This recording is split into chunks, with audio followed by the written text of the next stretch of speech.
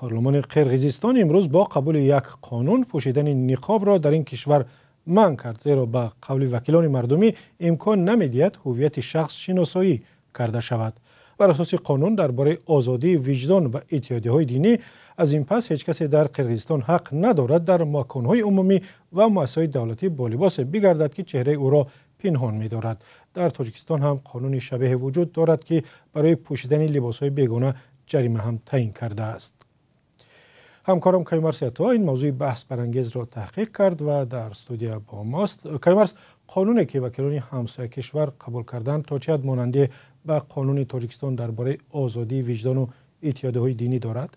بله طاهر، از چند جهت مانند است. البته در این قانون در قرقیزستان واضح گفته نشده است که پوشیدن نقاب اسلامی منع کرده شده است. جمله بندی چنین است: پوشیدن لباسی که امکان نمی‌دهد چهره شخص شناسایی کرده شود برای همه منع است. رسانه‌های قرقیزی نوشتند که منظور از این نقاب است و برای پوشیدن آن جریمه تعیین شده است و آن هم نه کمتر از $230 است. در قرقیزستان هم سالهای اخیر پوشیدن نقاب به نظر می رسد و بحث این لباس اسلامی در این کشور همسایه تاجیکستان 10 سال پیش برخاسته بود، زمانی که جوانان قرقیز هم به صف گروه داعش پیوستند. مقامات قرقیزستان می گفتند که لباس ملی قرقیزها خودش مثل لباس اسلامی است و ضرور نیست که زنان قرقیز نقاب سیاه بپوشند و چهره خود را به تمام پنهان کنند. حکومت قرقیزستان که طرح قانون را در این زمینه به پارلمان پیشنهاد کرده است، میگوید که هدفش مبارزه با افراطگرایی دینی است که خطر آن سال به سال زیادتر می شود.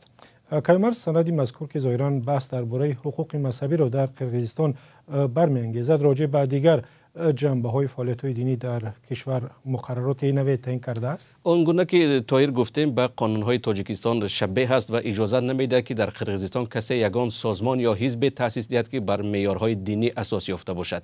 یعنی تأسیس حزب دینی، سازمان دینی در قرقیزستان منع است. دیگر اینکه تعلیم دینی بیرون از مؤسسه‌های مقرر شده، مثلا در خانه یا هر جای دیگری که حکومت اجازه نداده است، ممکن نیست و جزا دارد. از این پس حکومت قرقیزستان همچنین تحصیل دینی را در خارج تحت نظارت میگیرد، چون در قانون آمده است که جوانی که اگر میخواهد دین اسلام یا هر دین دیگری را در خارج بیاموزد، باید مقامات رسمی این کشور را آگاه کند یا که با مقامات موافقه کند. باید آمار دانشجویان قرقیزستانی هم تهیه شود که در خارج علم دینی میآموزند. واکنش روحانیان و سازمان‌های حامی حقوق به این سندی تصدیق کرده وکیلان قرقیز هنوز معلوم نیست، ولی طاهر، آنگونه که ما می‌دانیم سازمان‌های حامی حقوق حکومت تاجیکستان را برای قبول چنین قانون پیوسته تنقید کردند، زیرا به گفته آنها حقوق بنیادی دینی مردم را محدود می‌کند. تشکر. همکارم کیمرس عطا درباره قانون نوی قرقیزستان صحبت می‌کرد که از این بعد پوشیدن نقاب اسلامی را دیگر اجازه نمی‌دهد.